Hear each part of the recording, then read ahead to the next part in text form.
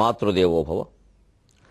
నీయంగమ్మున నేర్చుకొన్నయ VJ నిర్వాణ పర్వములౌ ఆయా స్తోత్రములు ఆదిశంకరుల శైవానంద సౌందర్య వీచీయోగములు వానినే వినుచు నిశ్చింతం శివైక్యముగా నాయంకమ్మున మేనురాల్చితివి ధన్యం వయ్య నా జన్మమే. నాయంకమ్మున మేనురాల్చితివి ధన్యం వయ్య నా జన్మమే. ఏబిఎన్ ఆంధ్రజ్యోతి ప్రేక్షక మహాశయులందరికీ నవజీవన వేదం అనే కార్యక్రమంలో 91వ భాగానికి స్వాగతం పలుకుతున్నాం. మనస్సును నిగ్రహించుకోవడం కష్టం కష్టం కష్టం, ధ్యానం చేస్తుంటే మనస్సు నిలబడడం లేదు అని చాలామంది అంటారు. అలాగే యువతరం కూడా చాలామంది పాపం మంచివాళ్ళు ఉన్నారు.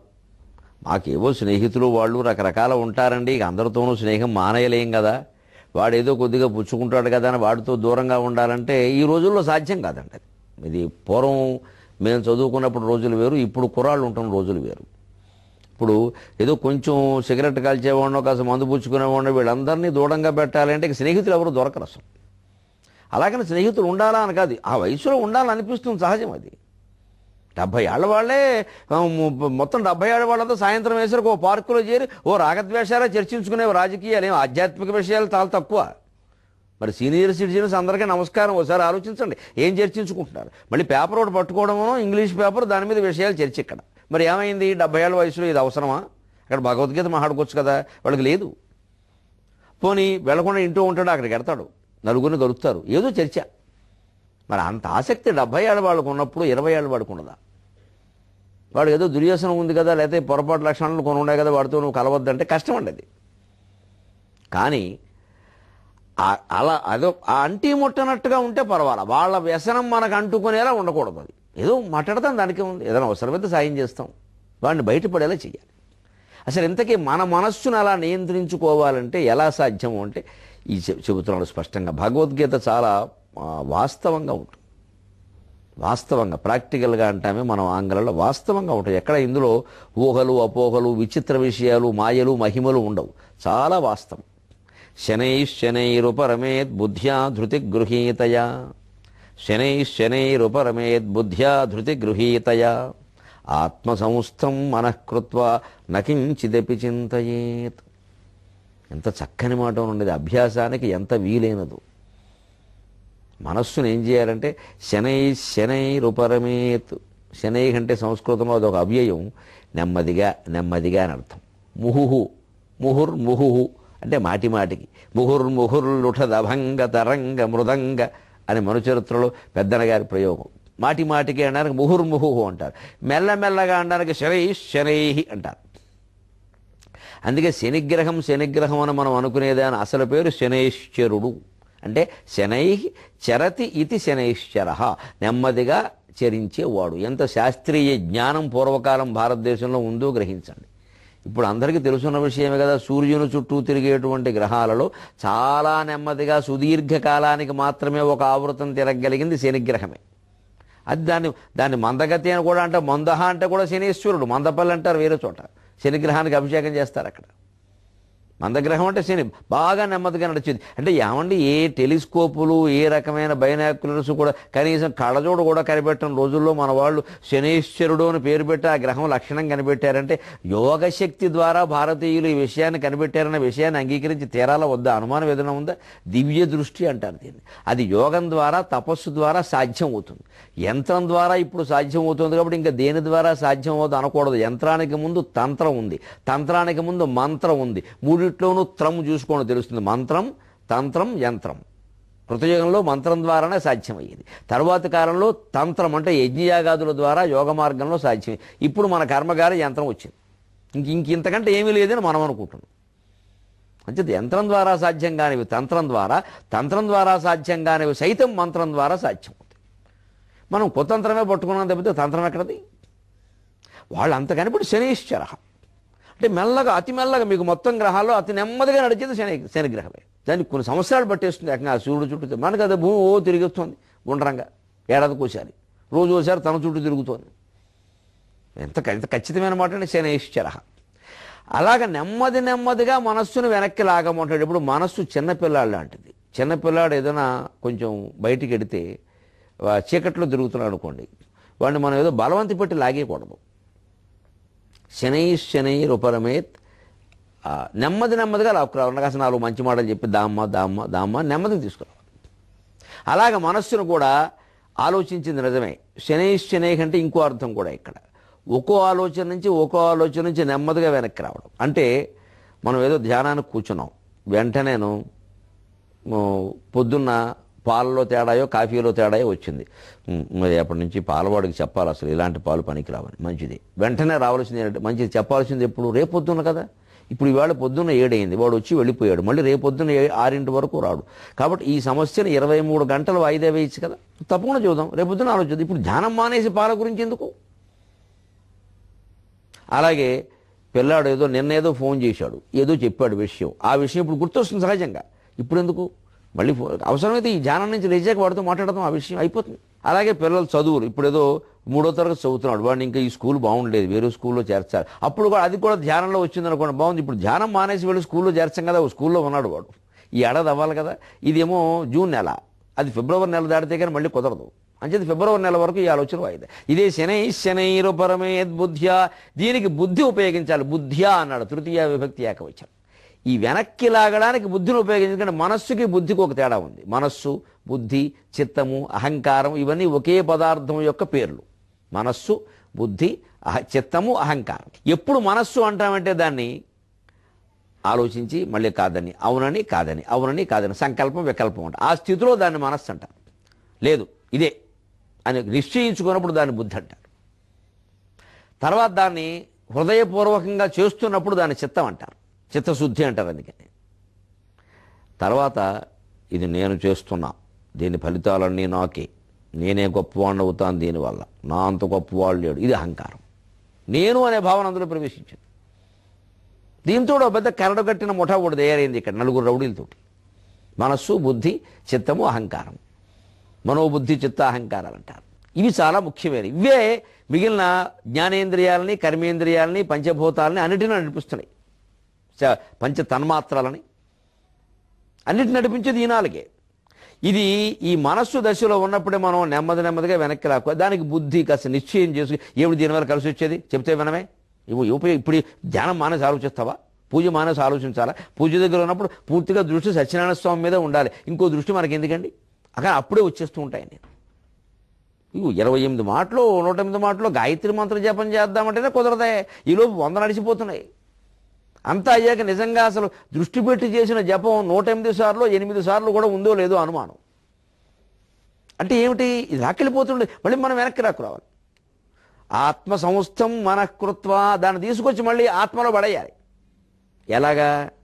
పిల్లాడు చీకట్లో ఆడుకుంటున్నాడు, తండ్రి అరుగు మీద కూర్చుని తన మిత్రుడితో కబుర్లు చెబుతున్నాడు.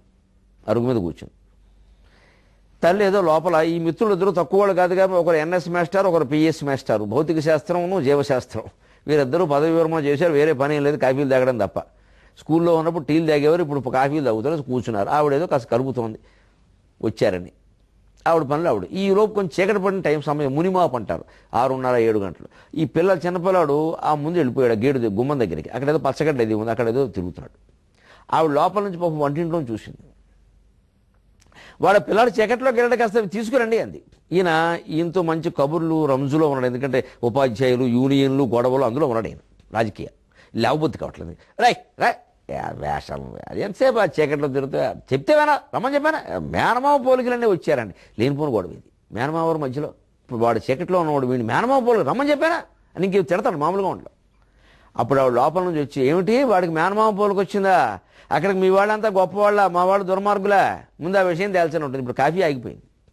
మేనమావ ఎలాగో ఇక్కడ లేడు, పిల్లాడు చీకట్లో ఉన్నాడు ముందు. ఇప్పుడు వీడిద్దరు ఇక్కడ దెబ్బలాడుకుంటున్నాడు, వాడు చీకట్లోనే ఉన్నాడు. మరి ఇంతకీ మేనమామ ప్రసక్తి లేకుండా ఆ చీకట్లో ఉన్న పిల్లాన్ని తీసుకురావడం ఎలాగండి? శనైరుపరమేద్ బుద్ధ్యా ధృతి గృహీతయా ఆత్మ సంస్థం మనఃకృత్వ నకించిదపి చింతయేత్. మనం చీకట్లో పిల్లాన్ని వదిలేసాం. ఇప్పుడు తీసుకొద్దాం. ఈ మేనమామ ప్రసక్తి మానేసి అసలు ఈ తండ్రి ముందు ఇక్కడి నుంచి లేచి తల్లి చెప్పగానే, అలా ఆవిడ చెప్పకుండానే లేవాలి. ఒకటి చెప్పాకైనా పర్వాల పనులు లేచి పిల్లాడి దగ్గరికి ఒక టార్చ్ లైట్ వేసుకుని వెళ్ళి చీకట్లో ఆడుతుంటే మన భయం వల్ల ఏమిటంటే ఏమన్నా కుడతాయనే కదా తల్లి చెప్పడం, తండ్రి ఉద్దేశం. అంతే తప్ప వాడిని అసలు చీకట్లోకి వెళ్ళనియవద్దు అనుకోకూడదు. అది జీవితంలో చాలా చీకటి వస్తుంది. చీకట్లో ఎదుర్కొనే ధైర్యాన్ని పిల్లలకు అలవాటు చేయాలి, కానీ చీకట్లోకే వెళ్ళొద్దు అని చెప్పకూడదు. చీకట్లోకి వెళ్ళొద్దు, ఏమైనా ఉంటాయి అని చెప్పడం కంటే ఏమైనా ఉంటాయి, దీపం తీసుకుని వెళ్ళండి అని చెబితే ఏమన్నా ఉన్నా భయపడాల్సిన పని లేదు, దీపం ఉండాలి అనే విషయం తెలుస్తుంది.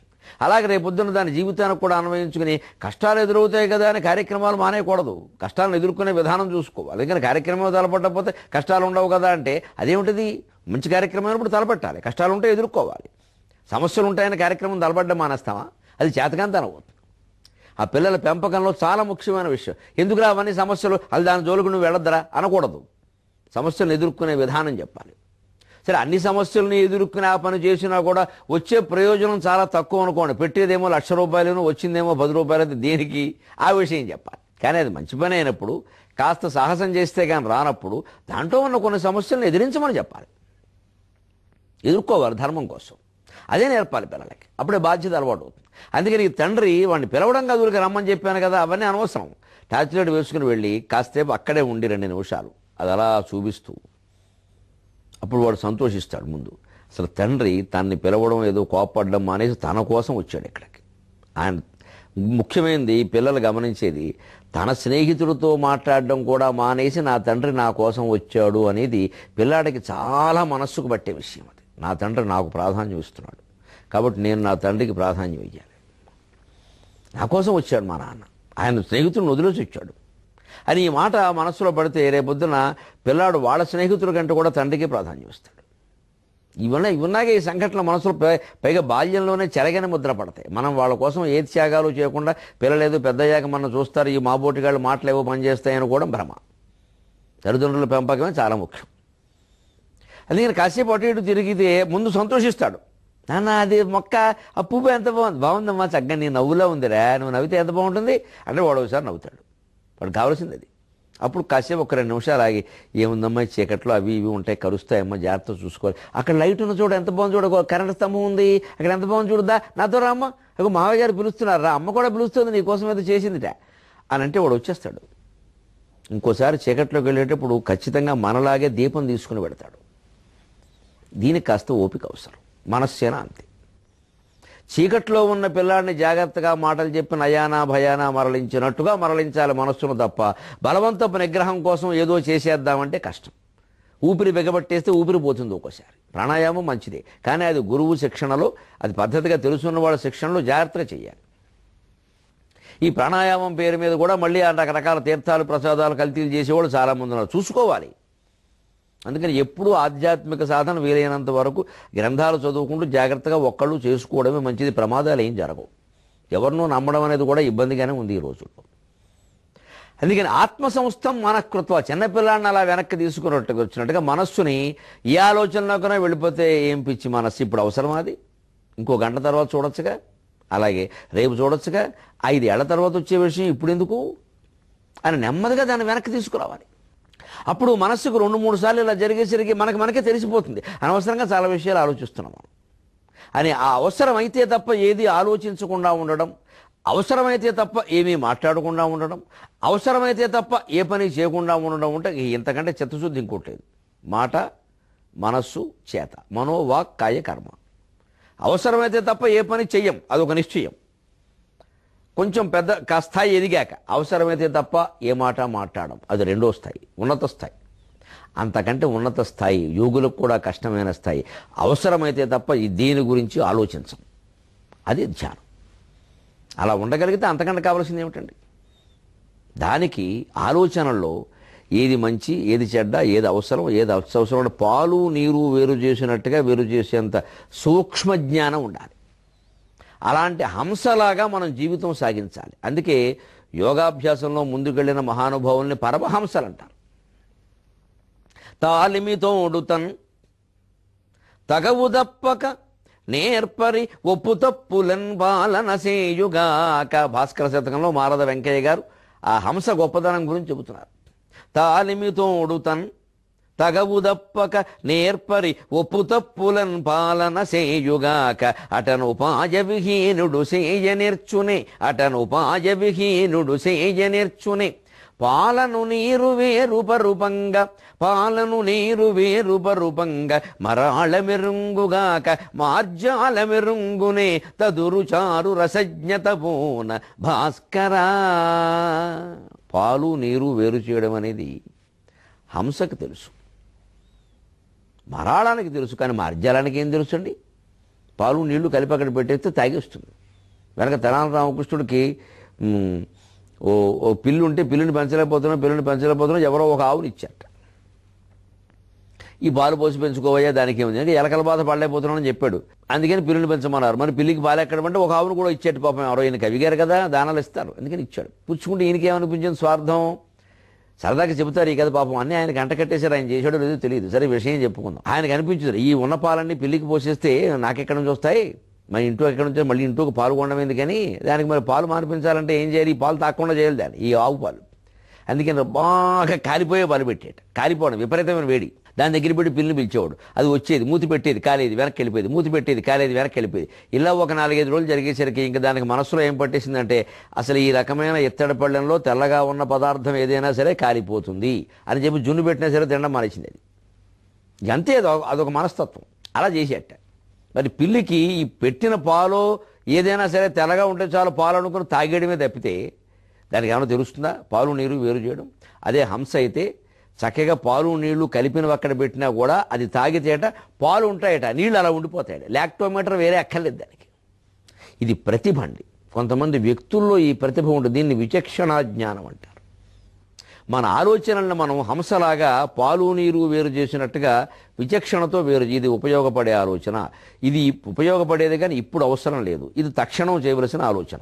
ఇలా 3 భాగాలు చేసుకోవాలి. తక్షణమైన ఆలోచన, తర్వాత చేసే ఆలోచన, అసలు ఎప్పుడూ అవసరం లేని ఆలోచన. ఎప్పుడు అవసరం లేని ఆలోచన ఏమిటంటే నేను చేతకానవాడిని, నేనేమీ చేయలేను, మా ఇంట్లో అందరూ ఇంత, ఇది దౌర్భాగ్యపు ఆలోచన. అది ఎప్పుడూ అవసరం లేదు అసలు. తర్వాత చేసేవి ఏమిటంటే ఎప్పుడో చేసుకునే పెళ్ళిళ్ళు, ఎప్పుడో చదువుకునే చదువులు, ఎప్పుడో చేసే ఉద్యోగాలు, ఇవన్నీ. తక్షణం చేయవలసింది ఏమిటి? ఇవాళ ఏం చదువుకోవాలి, ఇవాళ ఉద్యోగంలో ఏం చేయాలి, ఇవాళ సంసారంలో ఏది నా బాధ్యత, అసలు ఈ రోజు లేచాక రాత్రిలోగా పూర్తి చేయవలసిన పనులు ఏమిటి? ఇది తక్షణమైన ఆలోచన. ఇలా ఉంటే ఆందోళన ఎందుకు ఉంటుందంటే ఆ రోజుకి ఆ రోజు పూర్తి చేసుకున్నాం. ఇప్పుడు ఇందులో ఒక్కోసారి కొంతమంది అంటారు చాలా పనులు ఉన్నాయండి మాకు, బాగుంది. అందులో కూడా ప్రాధాన్యం ఉంటుంది కదా. ఎన్ని పనులున్నా 24 గంటల మించి సమయం అయితే లేదు. అందులో 8 గంటలు పడుకోవాలి, మధ్యాహ్నం 1 గంట, రాత్రి 7 గంటలు తప్పదు. అలా అయితేనే ఆరోగ్యం బాగుంటుంది. 8 గంటలు తీసే మిగిలింది 16. ఒక 3-4 గంటల కాలకృత్యాలకి ఇంకే కామకృత్యాలు ఏమి ఉండవా? ఇంకా అన్నం తినడం, స్నానపానాలు ఏమీ లేకుండా కూర్చుంటారు ఆఫీసులో కంప్యూటర్ దగ్గర. అదో 4 గంటలు తీసి మిగిలింది 12 గంటలు. అందులో ఏవో కొన్ని చిన్న ఇబ్బందులు ఉంటాయి. 2 గంటలు 10 గంటల మించి ఎవరు ఏం పని చేయలేరు. 8 గంటలు పెట్టారు, అందుకని మహా అయితే 10. అంతకుమించి ఏం చేస్తారు? ఆ ఉన్న గంటల్లోనే ఇవాళున్న 16 పనులు మంచిది ఎన్ని చేయగలం? అందులో కూడా ఏది చాలా ముఖ్యం. అంతే కదా. ఆలోచనలైనా అంతే, పనులైనా అంతే, మాటలైనా అంతే. ఇలా వేరు చేసేటువంటి లక్షణం హంసకు ఉన్నట్టుగా మనం చేసుకోగలిగితే, అందుకే ఏం చెప్తున్నాడు పద్యంలో, తాలిమితోడు తన్. ఈ విచక్షణా జ్ఞానంతో మనం హంసలాగా పాలలాంటి ఆలోచనల్ని, నీళ్లలాంటి ఆలోచనల్ని వేరు చెయ్యాలి అంటే తగవు తప్పక ధర్మం తప్పకుండా ఉండాలి, నేర్పు ఉండాలి. ధర్మం తప్పకుండా అంటే అర్థం ఏమిటి? ఏది మంచి ఆలోచన, ఏది నాకు సమాజానికి కూడా ఉపయోగపడే ఆలోచన. ఒకవేళ నాకు మేలు చేసినా సమాజానికి కీడు చేస్తుంటే అది చేయకూడదు. పోనీ నాకు కొంచెం ఇబ్బంది కలిగించినా సమాజానికి మేలు చేస్తుంటే చేయాలి. అందుకే తగవు తప్పక నేర్పరిగా ఉండాలి. అసలు వేరు చేసే విధానం చాలా నేర్పండిది, అదొక కళ. ఆ నేర్పుతో ఉండాలి. అలా నేర్పుతో ఉండి హంసలాగా వేరు చేయగలిగితే హాయిగా ఆ అనవసరపు ఆలోచనలన్నీ పోనే పోతాయి. అవసరం లేని ఆలోచనలు, తక్షణం అవసరం లేని కొంచెం వాయిదా పడతాయి. ఇవాళ కార్యక్రమాలు ఏవో ఇవాళ చేసుకుంటాం. పొద్దున్నే నవజీవన వేదం అందుకు ఉపయోగపడుతుంది. ఆనందంగా ఉన్నాం. ఆలోచనలను వేరు చేయాలన్నా, ఓర్పు కలిగి ఉండాలన్నా, హంసలాగా పాలు నీరు వేరు చేసే విచక్షణా జ్ఞానం కలగాలన్నా, చిన్నపిల్లలకి విద్యార్థి దశ నుంచే బుద్ధి వికసించేటువంటి ఇంటి పని ఇవ్వాలి. బుద్ధి వికసించే ఇంటి పని. ఊరికే ఉపాధ్యాయులే పాఠాలు చెప్పేసి ప్రశ్నలు జవాబులు కూడా వాళ్లే రాయించేసి వెనకాల ఉన్న ప్రశ్నలకి మళ్ళీ కొత్త ప్రశ్న ఏమి ఉండదు. బల్ల మీద ప్రశ్న జవాబు, రాసేసి ప్రతిదీ 10 సార్లు రాసేయి. ఈ ప్రశ్నలన్నీ కంఠస్థం చేసుకొచ్చాయి రోజు. అదే 3 నెలల పరీక్షలు 6 నెలల పరీక్షలు అయ్యాక మొత్తం మీకు ఇచ్చిన ప్రశ్నపత్రం అంతా ఇంకా ఛాయిస్ కూడా లేకుండా మొత్తం అన్ని కలిపి 1-4 సార్లు రాసేయండి. అంటే వాడు 10 రోజులు చచ్చిపోవాలి. ఇంక నడుము పైకి ఎత్తడానికి వెళ్ళేది. తల్లిదండ్రులు కూడా కొంతమందికి ఇదే ఆనందంగా ఉంది. బాగా ఇచ్చారా హోంవర్క్, ఇవ్వకపోతే వెళ్ళి అడగడం. సెలవుల్లో హోంవర్క్ ఏమిటండి అసలు? అదేం విద్యా విధానం అండి? సెలవులు ఉన్నది ఆనందించడానికి తప్ప హోంవర్క్ చేయడానికి కాదు. నేను విద్యార్థుల తరఫున వాదిస్తున్నాను, నాకేం మొహమాటలా. ఇది దుర్మార్గపు విద్యా విధానం. హోంవర్క్ అనేది బడిలో పిల్లాడు చదువుకుంటున్నప్పుడు చెప్పిన పాఠం వాడికి అర్థమైందా లేదా తెలుసుకుందుకు ఇవ్వదగిన విషయమే తప్ప 3 నెలల పరీక్షలకి 6 నెలల పరీక్షలకి వేసవకాలం పరీక్షలకి ఇవ్వాల్సింది కాదు. అవి వాడి హక్కు. వాడు గేదె మీద ఎక్కుతాడు, మేక మీద తిరుగుతాడు, రోడ్డు మీద తిరుగుతాడు, వాడి ఇష్టం అది. అలాంటి వాడే బాగుపడతాడు. మేము అందరం చిన్నతనంలో అలా ఆడుకున్నాం, పాడుకున్నాం. ఇవాళ మహాసహస్రావధానాలు చేసి దేశాల కీర్తి పొందుతున్నాం. నేను ఒక్కడిని కాదు, మాతో చదువుకున్న పిల్లలందరూ సుమారుగా అలాగే ఉన్నారు. జీవితాన్ని పరమ ధైర్యంగా ఎదురుస్తున్నారు వాళ్ళందరూ. ఎందుకని? కాస్త వారం రోజులు సంక్రాంతికి సెలవులు ఇస్తే అప్పుడు మళ్ళీ బండ పని. ఇది మానుకోవాలి. ఇస్తే ఎటువంటిది ఇవ్వాలయ్యా? రోజువారీ దాంట్లో కూడా పాఠంతో సంబంధం లేకుండా వాడు బుద్ధి వికసింపజేసే విషయాలు ఉంటాయి. అవే మీకు అవధానాల్లో సమస్యాపూర్ణాలు, దత్తపదులు లాంటి చమత్కార పద్యాల ద్వారా దొరుకుతాయి. ఆ బుద్ధి వికసించాలి. ఒక సమస్య చెబుతున్నాను వినండి, సరదాగా యువతరం ఎలా ఉంటుందో, దాన్ని ఎలా పరిష్కరించవచ్చు, జీవితంలో పరిష్కారం కూడా ఉపయోగపడుతుంది. నైటీలం ధరించే శారద, నైటీలం ధరించే శారద, మహానందంబుగా రేబవల్. కొంచెం ఇబ్బంది. శారద సరస్వతీదేవి నైటీలు ధరించింది. సరస్వతీదేవి నైటీ వేసుకోవడం పెట్టండి, అంతే ఉంటుంది. మరి వీళ్ళు ఆధునికంగా ఆడవాళ్ళందరూ వేసుకుంటున్నారు. సరే, కొంతమంది పగలు కూడా వేసుకుంటారు. వారికి అది నైటీ అని తెలియదు. వారి దృష్టిలో అది డేటీ. పొద్దున్న ఆకుకూరలు కొన్నా సరే వాడి దగ్గర నైటీతో నిలబడతారు. ఆకుకూరలు వాడు అదృష్టవంతుడు. దర్శనం, ధర్మ దర్శనం. నాకు ఒక్కోసారి అనిపిస్తుంది, అవధానాలు చేయడం కంటే ఆకుకూరలు అమ్ముకున్నా బాగుండేది. పొద్దున్నే అందరూ కనిపించేవారు. శుభ్రంగా 9 విప్పరండి. పెద్ద శని, మొహమాటం లేకుండా చెబుతున్నా. పెద్ద శని. పొద్దున్న సూర్యోదయం కాకముందు ఈ నైటీలు అవతల పారై స్నానం చేసి శుభ్రంగా మంచి చీర కట్టుకోవలసింది. అప్పుడే లక్ష్మీదేవి ఇంటూ ఉంటుంది. నైటీ వేసుకుని 9 వరకు ఏ ఆడది ఇంట్లో ఉంటుందో ఆ ఇంట్లోంచి లక్ష్మీదేవి తక్షణం వెళ్ళిపోతుంది. ఒక క్షణం ఉండదు. ఆవిడకి నచ్చదు. ఇప్పుడు నచ్చని నైటీని సరస్వతీదేవి కట్టాలి. మనం కడదాం. ప్రతిభ. నైటీలం ధరించే శారద, మహానందంబుగా రేబవల్. ఇక్కడ చాలా మామూలుగా శారద అని ఒక స్త్రీ, ఏదో ఒక ఆవిడ పేరు చెప్పచ్చు. ఆవిడ నైటీ ధరించింది. కానీ అక్కడ కూడా ఓ ఇబ్బంది ఉంది. మహానందంబుగా రేబవల్. నైటీలు ఎవరైనా రాత్రి ధరిస్తారు, పగలు కూడా ధరిస్తారా? పోనీ పగలు కూడా మనం అనుకున్నట్టు సరదాగా 9 వరకు, పగలు రోజుల్లో వేసుకోరు.